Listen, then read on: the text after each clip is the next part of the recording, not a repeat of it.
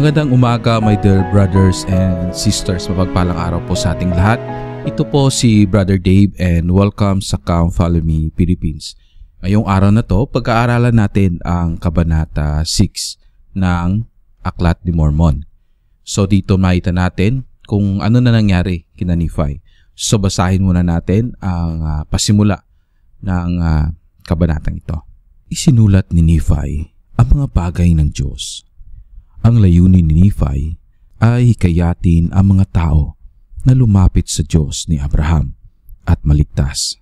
Yun po ang pambungad ng ating Kabanata 6 ngayong araw na to. Sa pagpapatuloy, basahin natin ang verse 1. At ngayon, ako si Nephi ay hindi nagbibigay ng talangkanan ng aking mga ama sa bahaging ito ng aking talaan. Ni hindi ko ito ibibigay kahit kailan sa mga laminang ito na aking sinusulatan, sapagkat ito ay binigay sa talaang iniingatan ng aking ama. Kaya nga, hindi ko na ito isinulat pa sa aktang ito, sapagkat sapat nang sabihin ko na kami ay mga inapo ni Jose. So dito, my dear brothers and sisters, sinasabi dito na kung saan hindi na nagbibigay ng masyadong details si Nephi na isusulat niya pa sa Aklat ni Nephi. Kung makita natin yung Aklat ni Nephi, ito First Nephi, buong First Nephi. So hindi niya na sinabi niya dito sa verse 1 niya, hindi niya na isasama. Bibigyan pa ng specific information yung mga genealogy ng niya at ng kanyang ama. So sapat na sa kanya na nalaman niya na siya ay inapo ni Jose. Yung Jose na yon sa English ay Joseph. Joseph na anak ni Jacob, na isa sa mga anak ng 12 tribes of Israel. Siya ay binenta ng kanyang mga kapatid sa Ehipto. And after nun, yun yung paraan ng Panginoon para na maligtas yung 12 tribes sa tagutom. So lahat ng bagay, my dear brothers and sisters, ay may masabi nating may rason bakit nangyayari ang mga bagay na yun. So ngayon, hindi pa natin ito makikita at hindi pa natin ito lubos na maintindihan. Tulad ni Nephi, sabi niya kasi yung pagsusulat ng yung sa brass plates and gold plates, hindi siya madali. Unlike sa computer na pag magsulat tayo sa Microsoft Word, ang dali lang. Sa papel, lapis lang at papel or ballpen at papel. Pero sa panahon nila, inuukit nila bawat letra. So if makagawa tayo siguro, estimate ko lang ng sa isang page na ating pagsusulat, sa kanya siguro it take days, or weeks, magte-take time talaga siya para lang matapos ang isang page ng lamina ng tanso or lamina ng ginto. And makita natin yung point ba na pag sa papel, if mali yung pagsusulat natin, pwede lang natin itong iburahin if nakalapis ito or magsimula ulit. Pero pag mag-ukit sila, talagang sigurado na walang masabi nating ang hirap siguro nun pag nagkamali kasi nakaukit siya eh. So paano nila ito buburahin? Siguro lalagyan nila uli ito ng pupukpukin nila or lalagyan nila uli ito ng brass na na tag doon. Tatapalan nila ng brass o whatever, Kaya sabi niya sabi ni Nephi dito sa verse 1 at 2 na enough na sa kanya na siya ay nanggaling at alam niya na siya ay inapo ni Jose. Papatuloy tayo sa verse 3. At hindi mahalaga sa akin na ako ay masusing magbigay ng buong ulat tungkol sa lahat ng bagay ukol sa aking ama, sapagkat ang mga yaon ay hindi maisusulat sa mga laminang ito, sapagkat nais ko magkaroon ng puwang upang maisulat ko ang mga bagay ng Diyos. Kumakita natin dito sa verse 3 na gusto ko yung sabi ni Nephi na bibigyan niya ng puwang upang maisulat ang mga bagay ng Diyos. So ano yung pinakamalaga sa pagsusulat niya is yung mga salita ng Diyos. Like for example, sa pagbabasa ko dito, mayroon akong insights. Minsan we're talking about sino nag-create sa Diyos, sino yung creator niya, sino yung pasimula, diba? Mga ganong bagay. Like nag-usapan natin na we have 12 apostles and yet ilang epistles lang or ilang kasulatan lang andun, like 1 Corinthians, 2 Corinthians, diba? Ang sulat ni Peter, sulat ni Juan, but they have 12 sa ano yung ibang sulat. And sabi nga doon na kung i-combine ng lahat ng sinabi ng Panginoon, itong mga books, yung siguro mapupuno. Di ba? So, mga ganun bang pinag-usapan natin? Pero makita natin dito, my dear brothers and sisters, na kung saan sabi ni Nephi na maisulat ko ang mga bagay ng Diyos. Yung pag malaki yung time natin, nabawa, someday, no, ako siguro, pag retired na ako, wala na akong ginagawa, isa sa mga hobbies ko, yun na yung pag-uusapan natin. Yung parang detailed information about that. Pero, kung usisain ko yung sarili ko, magpo-focus muna ako sa attributes ni Jesus Christ. Yung pag-uugali ng ating Panginoon. Pag nagbabasa ako ng banal na kasulatan, ano yung matutunan ko dito na pwede kong baguhin sa sarili ko, sa pag-uugali ko? Ano yung mga bagay na napakahalaga na pwede kong matutunan? Yung mga ganun ba, my dear brothers and sisters, kung ano yung matutunan natin? Mahalaga din yun. Pero, ani natin na malaman natin paano create yung isang bagay, yung mga deep doctrine ba? Like, we're focused on that. And pag-uugali natin, nag-aaway tayo sa bahay. Diba? Kinukutya natin yung mga neighbors natin kasi feeling natin tayo yung maliligtas, sila hindi. Nagdi-debate tayo. Sana magkaroon tayo ng mabuting pagkatao, but instead of focusing on that, and nakakalimutan natin yung pinakamalagang bagay. Pinakamalaga dito, para sa akin lang, yung insight na dumating is paano binago ng banal na kasulatan, yung salita ng Diyos ang buhay mo. Paano transform ng Panginoon yung buhay mo. Paano tayo nagsisi. Paano natin naramdaman yung pagmamahal ng Diyos sa atin. It is good to study that as far nagkaroon siya ng impact sa sarili mo na nagbago tayo. Ng peace, nagkaroon tayo ng pagmamahal sa kapwa natin. Inaalay natin na maglingkod sa Kanya. No, inaakay natin yung iba na magsisi at lumapit sa Panginoon. Hindi yung tagakita natin, sige, susubukan ko yung kaalaman ko. No, pagdating sa Biblia para na mapakita ko sa Kanya kung gaano ako katalino. Pagdating ng araw, pag namatay tayo, lahat ng bagay, ibabalik sa atin yung memory natin, yung mga karunungan natin, ibabalik sa atin yun. So, ang tanong doon, parang, okay, so, lahat ng bagay na mga hindi nasagot dito sa mundo, masasagot na doon. Harapan ng ating Ama sa langit. And if may mga questions tayo, mga deep doctrine, tanungin natin siya. Mag-spend time tayo ng ilang mga taon, and dahil na-miss natin yung ating Ama sa langit, we can talk to Him about the mystery of heaven. Pero malungkot na if punta tayo doon, and then nakala natin, alam natin lahat, and then hindi pala, may mga mali pala, ay yung pinakamalungkot na babanggitin ng ating Panginoon sa atin, no, ni Jesus Christ, yung ating hukom, yung Judge of Israel, is anong ginawa mo sa kapwa mo? Anong natutunan mo spiritually? Paano ito nagbago ng sarili mo? For me, my dear brothers and sisters, mahalaga siya in the sense na unahin muna natin yung Christ-like attributes. For me lang, kasi iba rin yung pananaw ng iba, no? For me, let's focus on how ito makakatulong sa family mo, family natin, sa sarili natin, at yung relasyon natin sa Diyos. So, let's read verse 4. Sapagkat ang kaganapan ng aking hangarin ay maikayat ko ang mga tao na lumapit sa Diyos ni Abraham at sa Diyos ni Isaac at sa Diyos ni Jacob at maligtas sa makatuwid. Ang mga bagay na nakasisiya sa sanlibutan ay hindi ko isinusulat, kundi ang mga bagay na nakasisiya sa Diyos at sa kanila na hindi makamundo. Sa makatuwid, ako ay magbibigay ng kautusan sa aking mga binhi na huwag nilang lalagyan ang mga laminang ito ng mga bagay na walang halaga sa mga anak ng tao. In support sa aking sinabi, di ba? Napakaganda yung sinabi ni Nephi dito. Nasabi niya na kung ano yung makakasiya, no, sa Diyos, iyon ang ginagawa niya. Na gusto niya na may kayat ang mga tao na lumapit sa Diyos ni Abraham at Diyos ni Isaac at ang Diyos ni Jacob at maligtas. Yung pinaka-point dito na maligtas tayo. Later and sooner, if we study the attributes of Christ, if we repent sa mga kasalang ginagawa natin, it we transform to better we, no? Na maging mabuti pa tayo sa buhay natin. Ibubunyag ng Panginoon yung mga mystery niya sa atin. Banal na Espiritu, siya yung nagbibigay sa atin ng kaalaman na maintindihan yung mystery ng langit.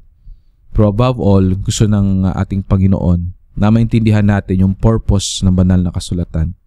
Ito'y para lumapit tayo sa Diyos ni Abraham, at sa Diyos ni Isaac at sa Diyos ni Jacob. At tayo maligtas. Dahil ang mga nakakasiya sa mundo ay para sa makamundong bagay lang yun.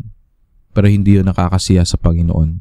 At hindi din tayo maging masaya. Gusto yung sinabi nga dito sa verse 5 na kundi ang mga bagay na nakasiya sa Diyos at sa kanila na hindi makamundo. So tayo, pag hindi tayo makamundo, para sa iba, yung pagbabasa ng banal na kasulatan, it's just matter of, bakit ako magbabasa ng banal na kasulatan? Yung parang ganun. Marami akong dapat gawin, marami pa akong dapat kitain, marami pa akong dapat ma-prove sa sarili ko. Pero pag tayo hindi makamundo at nasisiyahan tayo pag tayo nakakabasa or nandun tayo sa daan na lahat ng spiritual na bagay ay mahalaga, ay maging masaya tayo. Ano ba yung purpose? No? Pumasok sa isip ko, ano ba yung purpose ng natin dito sa mundo? Bakit tayo nabubuhay? Nabubuhay tayo dito para palaguin yung ating spiritualidad. Patunayan sa ating masalangit yung faith natin, yung pananampalataya natin. Ano ba yung pananampalataya? Ang pananampalataya ay naniniwala tayo sa isang bagay pero hindi natin ito nakikita. Tulad ng ating Panginoon, ng ating Diyos. Hindi natin nakikita pero naniniwala tayong totoo na may Diyos ang mundo. We believe in God kahit yung iba hindi sila naniniwala. We believe in God kahit na alam natin na minsan parang mahirap na ang challenge na binibigay sa atin. We believe in Him kahit na alam natin na masasaktan tayo. Kasi naniniwala tayo na lahat ng ginagawa ng Panginoon sa atin ay may rason yun. Lahat ng binibigay niya sa atin ay may layunin yun. Tulad ni Nephi na mayroon siya pananampalataya sa Diyos at ginawa niya ang mga bagay na ito. Naglakbay sila sa ilang, sumunod siya sa mga kautusan ng Panginoon sa kanya. Gumawa siya ng talaan sa mga tao niya. Instead na mag-spend time siya sa makamundong bagay tulad ng kanyang mga kapatid, ay ninais niya na sundin ang kautusan ng Panginoon. Imagine natin yung buhay ni Nephi kung gaano kaganda doon back sa Jerusalem. Pero pinili niya ang buhay na ito kasi alam niya may plano ang Diyos. Ganun yung pananampalataya eh. Minsan at kadalasan hindi natin nakikita at we question God bakit nangyayari ang mga bagay na ito. God, gusto kong ipakita mo sa akin ang anong magiging end result nito. Yun ang magandang question sa Panginoon. Tulungan mo ako na maramdaman at makita at ma-visualize kung ano yung magiging future ko pag ginagawa ko mga bagay na ito. At from time to time, binibigyan tayo ng Panginoon ng glimpse ng future natin if you're focusing on spiritual things in life. Rather than magmurmur tayo na bakit nangyayari ang mga bagay na ito? Bakit mo ako pinaparusahan? Bakit nagkakaroon ng challenge? Siyempre, bilang tao nakakaramdam tayo ng fear, no, instead of faith.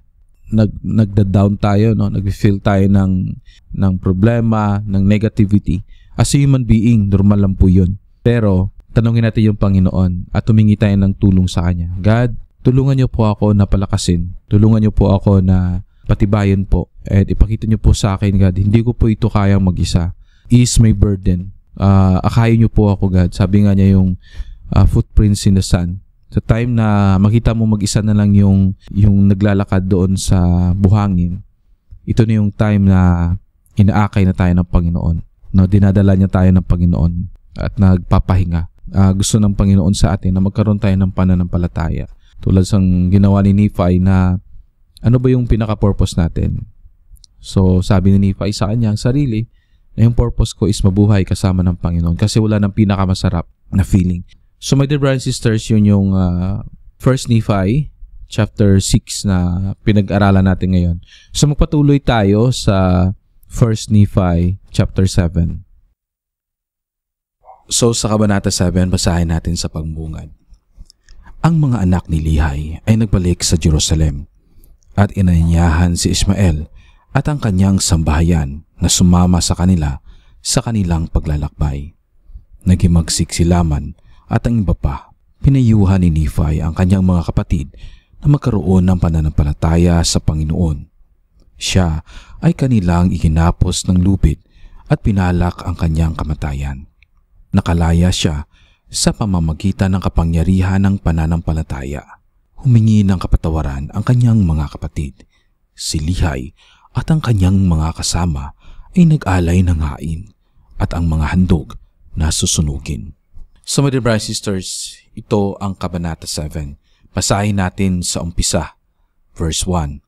At ngayon, nais ko na inyong malaman na matapos magpropesiya ang aking amang si Lehi hinggil sa kanyang mga binhi, ito ay nangyari na. Muling nangusap sa kanya ang Panginoon. Sinasabing hindi marapat na dalhin niya ni Lehi ang kanyang mag-anak sa ilang nang walang kasama, kundi ang kanyang mga anak na lalaki ay nararapat magsama ng mga babae upang maging mga asawa nang sila ay magkaroon ng binhi para sa Panginoon sa lupang pangako. Verse 2. At ito ay nangyari na nag-utos sa kanya ang Panginoon na ako si Nephi at ang aking mga kapatid ay nararapat na magsibalik muli sa lupain ng Jerusalem at isama si Ismael at ang kanyang mag-anak sa ilang. At ito ay nangyari na ako si Nephi ay ginawa muli kasama ang aking mga kapatid na maglakbay sa ilang upang umahon sa Jerusalem. Dito martunan natin, my dear brothers and sisters, kung saan sa verse 1, si Lehi, after niyang mabasa at nag-share sa kanyang mga anak hinggil sa mangyayari sa kanila at ang mga plano ng Diyos para sa kanila, na sinabi ng Panginoon sa kanya na nararapat na bumalik sila sa Jerusalem para na kausapin ang sambahayan ni Ismael para sumama sa kanila, at yung mga anak na babae ni Ismael at yung mga anak na lalaki ni Ismael at ang pamilya ni Lehi na mag-isang loob, ibig sabihin mag-asawa, para na yun yung magiging posterity nila in the future. At dito ko nalalaman kung gaano kahalaga yung sinasabi nating marry in the covenant. Hindi ko naman sinasabi na pag tayo ay nagpakasal outside sa covenant or mga non-members ay hindi na pwede. Hindi po yan labag sa simbahan. As far na masabi nating turuan natin sila na may bahagi sa kanila yung salita ng Diyos. My dear brothers and sisters, it's a challenge. Especially pag yung partner mo is hindi siya member ng simbahan. Marami po at may mga instances po, may mga kaibigan po ako na yung kanilang partner ay hindi members ng simbahan. Nangyayari, yung kanilang anak during Sunday, dito nagsisimba sa ating simbahan, at during next Sunday, dito din nagsisimba sa kabilang simbahan. No, in vice versa. At nagkakaroon minsan ng nagmamahalan sila, pero sa pananampalataya, nagkakaroon ng concern minsan. Yung mga anak na parang nagano sila, no? Parang tawag doon, they're confused kung saan ba dito. No, dito ako sa kabila kasi mahal ko si mama, kasi yung mother, limbawa yung member, or dito sa kanan kasi mahal ko si papa. No, later on, makita natin na yun yung challenge na dapat nating tanggapin at dapat nating ayusin kung paano natin ito maayos at paano natin maitutuwid. We believe that the church is true. Naniniwala tayo na ang simbahan na ito ay totoo. And kung naniniwala tayo at buo ang ating pananampalataya, ibahagi natin. And let's share information. Magbahagi yung partner sa atin ng impormasyon tungkol sa simbahan nila. And magbahagi din tayo ng ating impormasyon tungkol sa ating simbahan. Yung pag-aaral natin sa doktrina ng simbahan para na makapag-share din tayo. Meron tayong malakas na testimony. Ito yung gusto kong sabihin, no, sa chapter 6, na unahin natin na malakas yung ating testimony, and ganun din pangalawa yung ating knowledge. Kasi ganito yon, na nasagot na yung sa Kabanata 6. Kahit gaano kalakas yung ating knowledge at mababa yung ating testimony at yung partner natin mag-share sa atin, pwede tayong mahikayat na tama siya. So doon ako papanig sa kanya. Pero pag malakas yung ating patutuo sa ating Diyos, sa ating pananampalataya sa Kanya, at yung ating paniniwala sa ating simbahan, ay naniniwala tayong itong totoo. At sa pamamagitan ng pag-share natin ng testimony continually, ay maramdaman niya. Kasi yung pinaka-greatest na testifier, confirmation, is the confirmation ng banal na espiritu sa taong kinakausap natin. There's a lot of instances, my dear brothers and sisters. So let's go back dito sa sitwasyon na kung saan napakahalaga, pinili nila Nephi na puntahan si Ismael. So it's easy for them. Unlike na kumuha sila ng mga pagano. Mga sabi nating pagano is yung mga individual or mga lahi na hindi naniniwala sa Diyos. Pag yun ang kinuha nila, dadalhin nila ito sa ilang, talagang mahihirapan sila kasi divided eh. No? Hindi sila, yung asawa nila hindi naniniwala sa Panginoon, and then yet sila naniniwala sa Panginoon. The reason why yung Panginoon, pinili ng Panginoon si Ishmael kasi si Ishmael at ang kanyang pamilya naniniwala sa kanya. May pananampalataya sa Panginoon. Hindi naman lahat ng mga kamag-anak ni Ishmael kasi sa kay Lihay nga na side, sila ni Lama at Lemuel ay naghihimagsik sa kanilang ama. Di ba?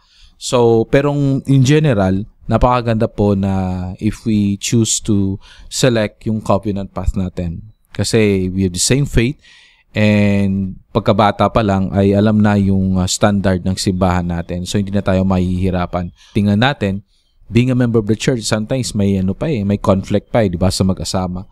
How much more if different yung pananampalataya at paniniwala nyo sa isa't isa. But it doesn't mean na hindi po tayo pwedeng mag-asawa ng non-members of the church. Pwede po tayo mag-asawa ng non-member of the church and tulungan natin yung ating partner dahil mahal natin na maintindihan niya ang ating pananampalataya and consistently na wag po tayong maginaan ng loob na mag-share ng ating testimony. Alam ko sa nakikinig kayo, mayroong mga instances na 10 years na na hindi pa rin na-convince si brother or sister about sa church natin. Let's make it share and testimony. Kasi iba din yung mga natin mga kahinaan natin, ating sarili. Iba din yung we share our testimony. Okay? So yun. And bumalik nga sila ni Nephi sa Jerusalem. And sa verse 4, at ito ay nangyari na. Umahon kami sa tahanan ni Ishmael at nakuha namin ang pagsang-ayon sa paningin ni Ishmael, kung kaya nga't nasabi namin sa kanya ang mga salita ng Panginoon. At ito ay nangyari na. Pinalambot ng Panginoon ang puso ni Ishmael at ng kanya ring sambahayan, kung kaya nga't sumama sila sa amin sa paglalakbay pababa patungo sa ilang sa tolda ng aming ama. Now, ito yung gusto kong i-point dito, my dear brothers and sisters, na kung mahina yung pananampalataya ni Ishmael sa Panginoon, ay hindi siya sasama kila Nephi. Pero dahil malakas yung pananampalataya niya, ay pinalambot ng Panginoon yung kanyang puso at ganun din ang kanyang sambahayan at sumama sila sa kay Nephi pababa sa ilang. Verse 6. At ito ay nangyari na habang naglalakbay kami sa ilang, dinggin, sinalaman at Lemuel at dalawa sa mga anak na babae ni Ishmael at ang dalawang anak na lalaki ni Ishmael at ang kanilang mga mag-anak ay naghimagsik laban sa amin. Oo, laban sa akin, si Nephi, at kay Sam, at sa kanilang amang si Ishmael, at sa kanyang asawa, at sa kanyang tatlo pang mga anak na babae. So, before ako magpatuloy sa verse 6, gusto ko sanang talakayin na nang bumaba sila ni Nephi, nakunin yung lamina ng tanso doon sa bahay ni Laban, ay marami tayong nakita na sinulat na naghimagsik sila, nagmurmur sila. So, bakit nang bumaba sila sa pamilya ni Ishmael, wala akong narinig na nagmurmur sila? I think hindi sinulat ni Nephi. Pero let's go sa sitwasyon na ang tao, pag gusto niya, ay walang wala nang mga murmurings yan. Pero yung tao, pag hindi niya gusto, maraming mga mga murmurings or reklamo sa buhay. So dito na makikita yung story na tutunan natin dito na iba si Nephi, kasi si Nephi, yung gusto niya is maglingkod sa Panginoon. Yung direction niya is maglingkod sa Panginoon. Kaya kung yung pinagutos sa kanya ng kanyang ama si Lihay, ay sinusunod niya. So dito magbalik tayo na hindi lahat sa pamilya sa verse 6 ay mabuti. Dito pinapakita na sa pamilya natin, mayroon talagang mga instances na may mga kapatid or mga anak na naghihimagsik sa ama. Tulad dito, dalawang anak na babae ni Ishmael ay naghihimagsik sa kanya. Sa kay Nephi at kay Sam. At ganun din yung mga anak na lalaki at iba pang kamag-anak ni Ishmael. And siguro yung mandatos dito ay si Laman at Lemuel kasi the first place, yun yung gusto nila na bumalik sa Jerusalem at mabuhay kasama ng kailang mga kayamanan. Verse 7. At ito ay nangyari na sa paghihimagsik na ito, sila ay nagnais na bumalik sa lupain ng Jerusalem. At ngayon, ako si Nephi, dahil sa nalulungkot sa katigasan ng kanilang mga puso, kaya nga ako ay nangusap sa kanila. sinasabing, "Oo, maging Kina, Laman at Lemuel, dinggin, kayo ay aking mga nakakatandang kapatid, at paanong napakatigas ng inyong mga puso at napakabulag ng inyong mga isip, na kinakailangan ninyo na ako ang inyong nakakabatang kapatid na mangusap sa inyo. Oo, at magbigay ng halimbawa sa inyo." Verse 9. Paanong kayo ay hindi nakinig sa mga salita ng Panginoon? Verse 10. Paanong nakalimutan ninyo na nakakita kayo ng isang anghel ng Panginoon? Verse 11. Oo, at paanong nakalimutan ninyo ang mga dakilang bagay na ginawa ng Panginoon para sa atin, sa pagliligtas sa atin mula sa mga kamay ni Laban, at gayon din upang makuha natin ang talaan. Oo, at paanong nakalimutan ninyo na kayang gawin ng Panginoon ang lahat ng bagay alinsunod sa kanyang kalooban, alang-alang sa mga anak ng tao, kung tunay na nanampalataya sila sa Kanya.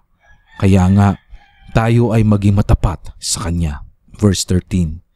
At kung tunay na matapat tayo sa Kanya, ating matatamo ang lupang pangako, at malalaman ninyo sa darating na panahon na ang salita ng Panginoon ay matutupad hinggil sa pagkawasak ng Jerusalem, sapagkat lahat ng bagay na sinabi ng Panginoon hinggil sa pagkawasak ng Jerusalem ay tiyak na matutupad. Verse 14. Sapagkat dinggin, ang Espiritu ng Panginoon ay malapit nang hindi magpunyagi sa kanila, sapagkat dinggin, itinakwil nila ang mga propeta, at si Jeremias ay kanilang itinapon sa bilangguan, at kanilang hinangad na kitlin ang buhay ng aking ama, kung kaya nga't kanilang naitaboy siya palabas ng lupain. So my dear brothers and sisters, natutunan ko sa mga verses na binasa natin na bilang nakakabatang kapatid na si Nephi ay nagsabi siya sa kanyang mga kapatid. Isinalaysay niya kung gaano kabuti yung Panginoon sa buhay nila, kung paano sila niligtas ng Panginoon sa kamay ni Laban, kung paano yung Panginoon ay kinuha sila doon sa Jerusalem at pinayuhan sila at nag-counsel at nag-utos sa kanila na lumabas sa Jerusalem para maligtas sila, at kung paano kahalaga na sana bilang nakakatandang kapatid ay mag-serve sila na halimbawa sa mga kapatid nilang nakakabata si Nephi at si Sam. Dito matutunan natin ang buhay na kung saan gaano kahalaga na tayo makinig sa mga pinag-uutos ng Panginoon. Gaano kahalaga na tayo maging halimbawa sa ating pamilya. It doesn't talk about si Laman at Lemuel lang bilang nakakatandang kapatid. Pwede itong maging pangungusap din sa atin, magbahagi kung gaano kabuti yung Panginoon sa buhay natin. Tulad ng ginawa ni Nephi, sabi niya, sinalaysay niya doon na kung gaano kabuti yung Panginoon, lahat ng bagay ay posible sa Kanya, na kailangan nating sumunod sa mga kautusan niya para na matulungan niya tayo pang araw-araw nating mga hamon sa buhay. At ito rin makikita natin sa verse 14 kung paano ang Panginoon, anong rason bakit bawasakin ng Panginoon yung Jerusalem. Dahil una sa kasamaan ng mga tao, pangalawa dahil tinakwil nila yung mga propeta. So my dear brothers and sisters, makita natin sa panahon natin ngayon, yung mga giyera, yung labanan, hindi na labanan ng espada, kundi labanan na ng kabutihan, yung mga binagbabawal ng Panginoon, naging normal na lang sa mata ng tao. Yung mga digmaan na nangyayari, dahil hindi na nagkakaisa yung bawat isa. At ngayon, dinggin, sinasabi ko sa inyo na kung kayo ay magsisibalik sa Jerusalem, kayo rin ay masasawing kasama nila. At ngayon, kung kayo ay makakapili, umahon kayo sa lupain at tandaan ang mga salitang sinasabi ko sa inyo na kung kayo ay paroroon, kayo ay masasawi rin, sapagkat sa gayon ako pinilit ng Espiritu ng Panginoon na magsalita. At ito ay nangyari nang ako, si Nephi, ay nasabi ang mga salitang ito sa aking mga kapatid. Sila ay nagalit sa akin. At ito ay nangyari na pinagbuhatan nila ako ng kanilang mga kamay, sapagkat dinggin, sila ay lubhang nagalit. At kanila akong iginapos ng mga lubid, sapagkat kanilang hinangad na kitlin ang aking buhay, nang maiwan nila ako sa ilang upang makain ng mababangis na hayop. So, Dito sa mga verse na nabasa natin, natutunan ko habang nagbabasa na truth hurts. Ang katotohanan ay masakit. Yun yung masakit kinalaman and Lemuel. Pag yung tao, ayaw niyang pakinggan ang katotohanan. Pag ito'y gumagawa ng mali, gusto niya sabihin mo sa kanya na tama siya. Gusto niya na maramdaman niya na tama yung ginagawa niya. Sabi ko nga, bilang brother, kailangan nating sabihin yung katotohanan kahit na masakit dahil mahal natin yung tao na yun. Kung dumating sa punto na masaktan siya, balang araw maintindihan niya na ginagawa mo yun para sa kabutihan niya. We can share about scriptural base kasi mahal natin if there's another option. Kasi we respect ang person at ang desisyon ng tao. Hindi mapipigilan yun eh. Pero kung tatanungin ka and sasabihin mo na sumang-ayon ka, it's like saying na sang-ayon ako sa'yo and hindi ako sang-ayon sa kautusan ng Panginoon. Nag-one-sided na tayo doon. Yun yung pananaw ko. Kailangan na malaman ng tao yung katotohanan. Kahit na masakit, kahit na mag-away pa kayo. Because in the end, maintindihan niya, pag bumalik na siya sa senses na siya'y sumusunod sa kautusan ng Panginoon. Pero ang punto dito, truth hurts. Yun yung pinaka-end result dito. Truth hurts. And we need to know the truth para ma-set free natin yung sarili natin. Yun yung ginawa ni Nephi sa kanyang mga kapatid. Sinabi niya yung katotohanan sa kanila at nasaktan yung mga kapatid nila. And dahil nga dito ay tinali siya ng mahigpit ng kanyang mga kapatid at iiwan siya doon sa ilang para na mamatay siya. They can go whatever they want. Yung parang frustration nila na wala silang pakialam kung anong mangyayari kay Nephi, no? Kung mamatay man si Nephi, andun na yung galit. Nangibabaw na yung galit at kasamaan sa mga puso nila. Verse 17. At ngayon, ito ay nangyari na. Nanalangin ako sa Panginoon, sinasabing, O Panginoon, alinsunod po sa pananampalataya ko na nasa sa inyo.